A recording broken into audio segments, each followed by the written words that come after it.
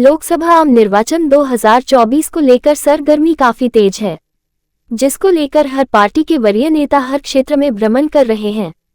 वहीं भागलपुर में 26 अप्रैल को दूसरे चरण का चुनाव सुनिश्चित है, जिसको लेकर एक तरफ जहां एनडीए के प्रत्याशी अजय मंडल हैं, तो वहीं दूसरे तरफ महागठबंधन के प्रत्याशी अजीत शर्मा है। आज एनडीए प्रत्याशी अजय मंडल को लेकर जनसभा का आयोजन किया गया। भागलपुर नाथनगर के बहादुरपुर दुर्गा मंदिर के मैदान में एनडीए प्रत्याशी अजय मंडल के पक्ष में एनडीए के प्रचारक उप मुख्यमंत्री बिहार सम्राट चौधरी और हम पार्टी के राष्ट्रीय अध्यक्ष पूर्व मुख्यमंत्री जीतन राम मांझी ने जनसभा को संबोधित किया। एक तरफ जहां उप मुख्यमंत्री सम्राट चौधरी ने महागठबंधन पर जमकर निशाना साधा, वहीं हम पार्टी के राष्ट्रीय अध्यक्ष व पूर्व मुख्यमंत्री जीतन राम मांझी ने भी जमकर महागठबंधन की कार्यशैली पर सवाल खड़े किए। उन्होंने कहा, भारतीय जनता पार्टी देश की सुरक्षा से लेकर कई मुद्दों पर काम कर रही है और महागठबंधन सिर्फ बहलाने फुसलाने का काम कर रही है। जनता जवाब देगी और इस बार फिर से अजय मंडल को यहां के लोग भारी बहुमत से जिताएंगे। इसी इलाके से आता हूं, जो भागलपुर जिला का सबसे अंतिम गांव है, वही मेरा गांव है। और साथियों समझिए, भागलपुर को विकसित करना है। अभी मैं आया था चुनाव के दौरान, नॉमिनेशन के दौरान मैंने स्पष्ट तौर पर बताया है, ये जो पुराना एयरपोर्ट है इसको मैं मकान बनाने के लिए हाउसिंग कॉलोनी को दूंगा और नए जगह पर एक भव्य नया एयरपोर्ट बनाकर भागलपुर को अंतर्राष्ट्रीय स्तर पर जोड़ने का काम करूंगा। इसका काम भी शुरू कर दिया है साथियों। बिहार के 4 जगह पर हम लोगों ने एयरपोर्ट का काम शुरू किया है। राजगीर है, भागलपुर है, रक्सौल है, गोपालगंज है। इन तमाम जगह पर राज्य सरकार अपने जमीन खरीदकर इसको एयरपोर्ट बनाएगी, तब भारत सरकार को हैंडओवर करेगी। ये पूरी व्यवस्था बदलनी है। और नया भागलपुर, न्यू भागलपुर, लोग सोचते थे ग्रेटर पटना बने, अब हम लोग ग्रेटर भागलपुर बनाएंगे। ये है भारत, ये बदलता हुआ भारत है। इसलिए आप तमाम लोगों से आग्रह करने आए, भागलपुर के लोगों से, नाथनगर के लोगों से, कि तरह सबके वोट मिलता है ना, पक्का है ना? तो बोला था हमारे मांझी जी दोनों माला पहनाए दिया, पक्का। देखिए एक बार और मोदी जी को आपका आशीर्वाद का जरूरत है। ये चुनाव सीधे माननीय प्रधानमंत्री नरेंद्र मोदी की है, इसीलिए हम कहना चाहते हैं कि माननीय नरेंद्र मोदी जी जब गया की मीटिंग में ये कह गए, तो हमारा आपका सबका फर्ज बनता है कि इस चुनाव को ये मान करके चलें कि एक वोट हम देते हैं, इससे हमारे नरेंद्र भाई मोदी जी प्रधानमंत्री जी मजबूत होते हैं। इसलिए 26 तारीख को तीर छाप कर यहाँ बटन दबाकर अजय मंडल जी को आप अधिक से अधिक मतों से विजय बनावे, इसी निवेदन के लिए, इसी अपील के लिए यहाँ पर हम आए हुए हैं। जो चंद्रयान 3 हमारे नरेंद्र भाई मोदी जी के नेतृत्व में चंद्रमा के दक्षिणी छोर पर पहुंचा, उसके लिए हम लोगों ने पुरस्कार दिया, जो आज तक विश्व के कोई लोग नहीं वहां पहुंचे। तो हमारा मान मर्यादा को कहां तक नरेंद्र भाई मोदी जी ने बढ़ाने का काम किया। दूसरी ओर हम कह सकते हैं कि 2014 में जब नरेंद्र मोदी जी आए थे, तो भारत की अर्थव्यवस्था 12वां, 13वां, 17वां में था। हम लोग बहुत तरह से दूसरे देशों पर डिपेंड कर रहे थे, और आज हम फख्र के साथ कह सकते हैं कि आज हमारी अर्थव्यवस्था संसार में 5वां पायदान पर आ चुका है। भागलपुर लोकसभा सीट पर चुनाव लड़ रहे एनडीए प्रत्याशी अजय मंडल का जीत सुनिश्चित करने के लिए एनडीए गठबंधन के कई दिग्गज नेताओं का प्रतिष्ठा दांव पर है, जिसको लेकर बिहार के मुख्यमंत्री नीतीश कुमार 22 अप्रैल को जहां सबौर के मुक्तापुर में एनडीए प्रत्याशी अजय मंडल के पक्ष में एक चुनावी जनसभा को संबोधित करेंगे, वहीं 23 अप्रैल को बिहार के मुख्यमंत्री नीतीश कुमार भागलपुर में रोड शो करेंगे। जबकि एनडीए गठबंधन के प्रत्याशी के पक्ष में एनडीए गठबंधन सह भाजपा के दिग्गज नेता राजनाथ सिंह कहलगांव और मनोज तिवारी पीरपेंती में 23 अप्रैल को भागलपुर लोकसभा क्षेत्र में एक चुनावी जनसभा को संबोधित करेंगे।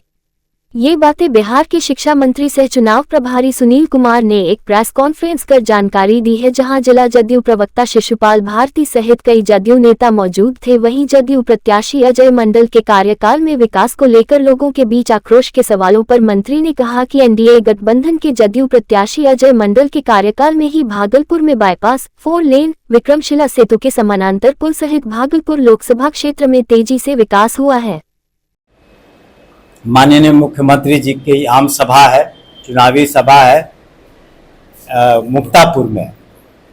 मुक्तापुर में कल चुनावी सभा है और उसके बाद 23 तारीख को 3-3:30 बजे उनका रोड शो भी भागलपुर शहर में है। हिंदुस्तान के पहला स्मार्ट सिटी का दर्जा मिला और जो भी नेशनल हाईवेज बन रहे हैं, जो नया गंगा का पुल बन रहा है या फिर जो NH नेशनल हाईवेज में जिसमें काम लगा हुआ है, जो आपको बाईपास इत्यादि बन रहे हैं और स्मार्ट सिटी में काम हो रहा है। सुपर स्पेशलिटी हॉस्पिटल भी करीब करीब बनकर तैयार है, जिसमें 10-10 ऑपरेशन थिएटर्स रहेंगे।